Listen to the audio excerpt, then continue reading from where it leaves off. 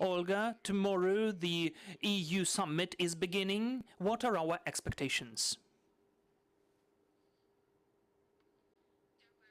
Thank you, Andriy. Dear journalists, citizens of Ukraine, yes, really, we have expected that this intrigue about the decision which will be adopted on Friday will be discussed. But the decision is such historical, not only for Ukraine, but for the EU as well, that almost all of the leaders of the EU confirmed that as of today we have consensus about the approval of the first in the history of our independence legal decision about the beginning of the accession to the EU and the EU candidate status for the membership in the European Union. We are expecting that this decision will be approved in the morning on the 24th of June, taking into account the high level of consensus which we have now. Maybe this decision will be taken even tomorrow in the evening. So of course, we are getting ready to the conditions which we have to be compliant with, which are now documented in the conclusion of the European Commission, which also recommended to provide the candidate status for Ukraine and foresaw some of the recommendations we need to do to go to the next stages of negotiations.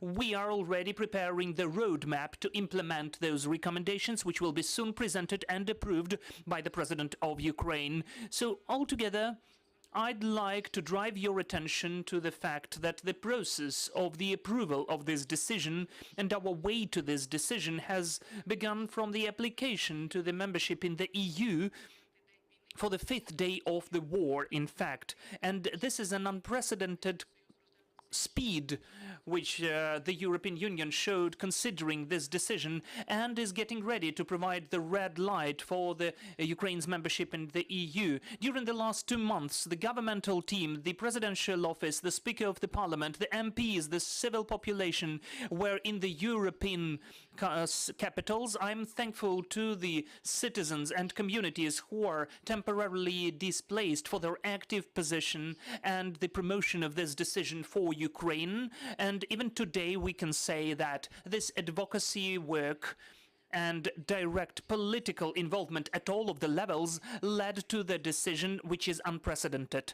Just recently, Ukraine hosted the leaders of Italy, France and Germany who were ambiguously supporting and confirming their readiness to provide the candidacy for Ukraine. There has never been such a decision for a single country which joined the EU during the last 20 years, and it witnesses that we know how to promote the decisions which are compliant with our political interests and historical moment. We're expecting that after the adoption of this decision, the priority will be the issue of the rebuilding and reconstruction of Ukraine, the construction of the new infrastructure, the support of Ukrainian economy, and undoubtedly the finalization of war with the mobilization of additional military support. The candidate status, besides the important political signal, gives to Ukraine a totally different status in the relations with the EU. In particular, we, as the candidate country, get access to the structural funds of the EU,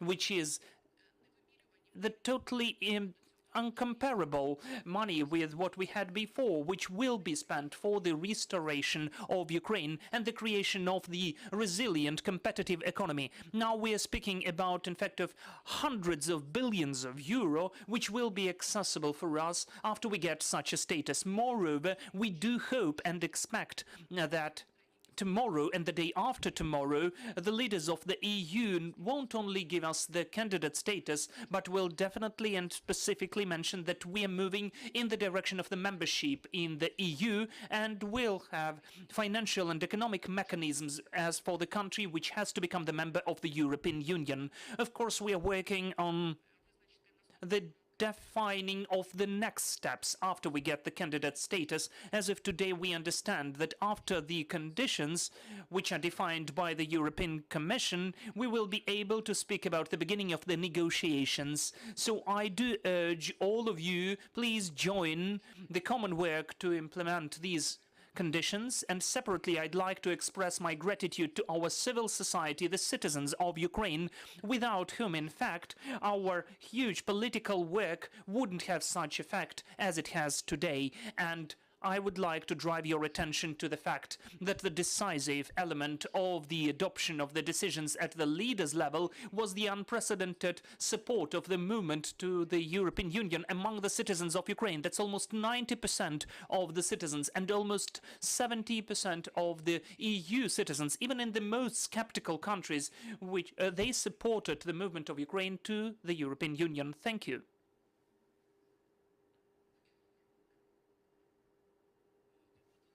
Hello, Viktor Melnikov, CGTN.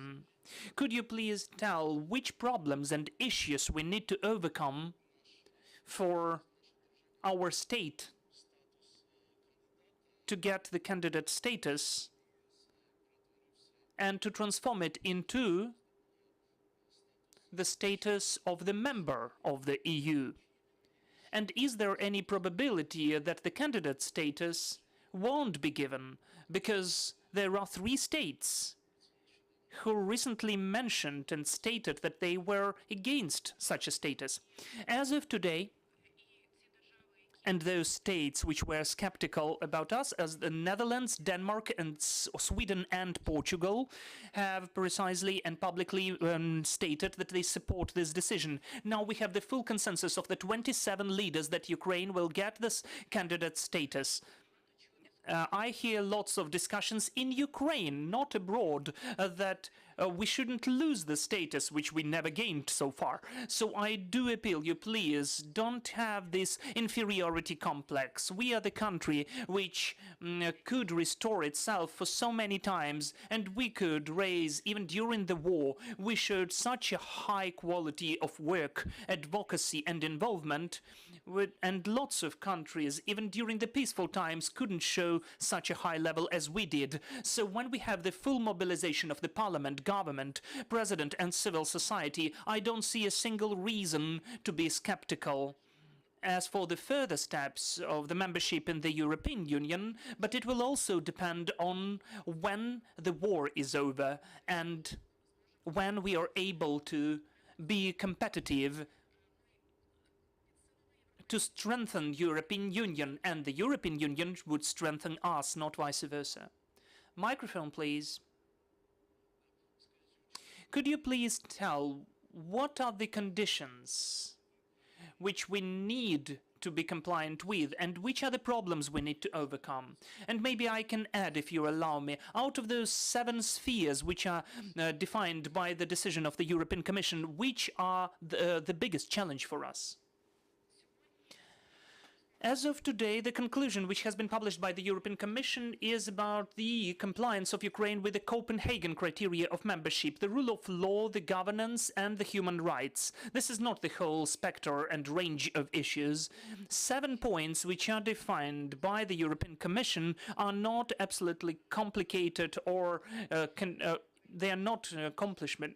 They can be accomplished. Each of them are serving the interests of Ukraine, and today we will focus to implement them. These are the issues which concern the changes in the legislation about the Supreme Qualification Commission and the formation of these institutions, changes and amendments to the legislation about the selection of the judges of the Constitutional Court. You do remember the constitutional crisis which took place more than a year ago. This is the beginning of the selection of the director of the National Anti-Corruption Bureau. So all of those measures are being implemented to some extent, will speed up those processes and finalize their implementation, will adopt the necessary laws, and this process should be over up till the end of the year. Any other questions, please? Hello, Anastasia Naritsina, Apostrophe TV. I have a question. How much time will we need to have these 7 steps, and for Ukraine to become the full-fledged member of the EU? How much time do we need for that? We account that up till the end of the year, the implementation of all of these steps is totally possible. I think that the majority of them will be even implemented quicker than the end of the year. That is about the approval of some legislation and the implementation of some of the technical tasks. In the end of the 2022, the European Commission will provide the assessment and the conclusion whether we were efficient enough coping with this task. And it's our interests because we'd like to speak about the beginning of the negotiations already. Victoria Nakonechna, Ukrinform. I've got two questions. First, it's still about the recommendations of the European Commission. Who will be the coordinator of the process of the implementation of those recommendations? Can you, as the line Vice Prime Minister, speed up this process? And the second question is about the NATO summit in Madrid, where they should represent the new model of the defense of the eastern border of the alliance. In your opinion, which could be the role of Ukraine in this new model, and what are you expecting from this summit? Thank you for the questions. In fact, the position of the Vice Prime Minister on European and Euroatlantic integration is introduced and exists in the government to speed up the processes. So undoubtedly, the coordination on all of those recommendations will be done by me. But the priority, of course, is it is for the President of Ukraine, the head of the Parliament, Verkhovna Rada, who are ready to do whatever is possible, together with the Prime Minister, to implement this process. But the speed and coordination will be done by the line Vice Prime Minister. As for Madrid summit, we don't have any high expectations of this summit. We do not see the adoption of the strategic importance decision for Ukraine. They will adopt and approve the strategic concept of NATO for 10 years. As far as I can see today, this document won't include important breakthrough provisions or decisions which would substantially impact the issues of the finalization of war and the development of military events on the territory of Ukraine. We are expecting that during the summit they will adopt the comprehensive package of aid from NATO, which will also concern the relations of the eastern flank of NATO countries. It's hard to speak about any interaction because the Black Sea is blocked, and today NATO does not offer any solutions about this issue. And as for the trainings and interoperability, this work is ongoing now, because you know that the armed forces of Ukraine are actively using NATO armament and weapons. And I'd like to confirm that from the perspective of the implementation of NATO standards, the preparation and the military combats are done according to the NATO standards, which we have been implementing before the 24th of February. Are there any other questions, please? One more question, then. The European Commission declared that they could take this status back if we are not compliant with all the conditions. Is it true? If they provide this status, and if we don't do something, can they take it back? And will it be some threat for Ukraine, as in fact? We will never give back our status of the candidate to the EU. This announcement was a bit distorted, in fact. I don't think that the European Commission could appeal to these statements because there was a huge political will in the decision which was taken on the 17th. It's more of the speculation. I will have the question then. It's obvious it's not the time to open champagne and to celebrate, not only today, but on the 24th and the 25th as well. But still, how will Ukraine respond this decision? Because it's very symbolic. Do you plan any steps? What do you know about that? We are planning certain measures on Friday and on Monday, and as far as I know, in the Parliament on the 1st of July, there will be some of the events and measures about this decision. I cannot tell you the details, but still we will be as active as possible communicating, and since the first hours of its implementation will accomplish the tasks which would allow us to achieve the next level. But when I spoke about the support of this movement of almost 90% of our citizens, we would be grateful if the communities and the people were also celebrating this event, either raising the flag of the EU or any other events and measures which would allow us to feel this moment all over the territory of Ukraine. Please. Could you please tell how can the status and the membership status of Ukraine in the EU, how can it help during the war with the Russian Federation? I can remind you that the revolution of dignity started when at one moment that president at those times decided that Ukraine shouldn't go to Europe, that Ukraine should come closer to Russia and be afraid of Russia.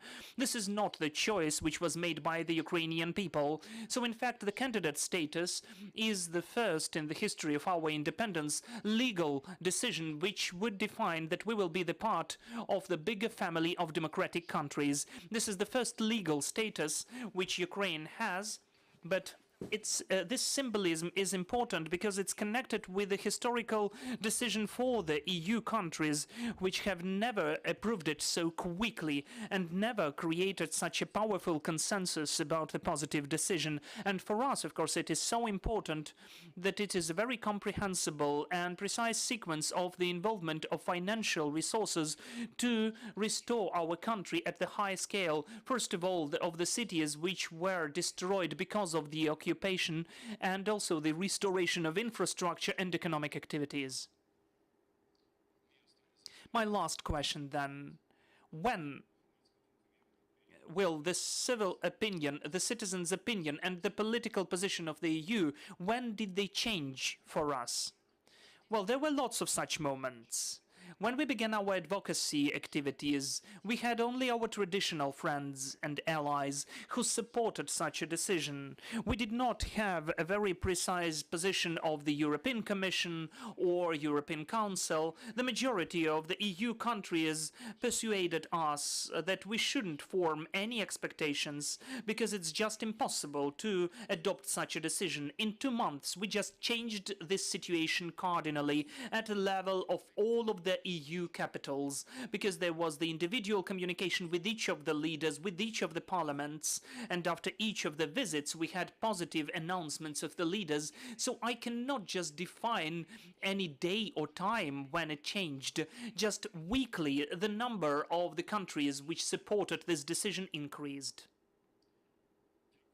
Thank you. That was Olga Stefanyshyna, Vice Prime Minister of Ukraine, about our expectations for the summit of the EU, which will take place on the 23rd, 24th of June.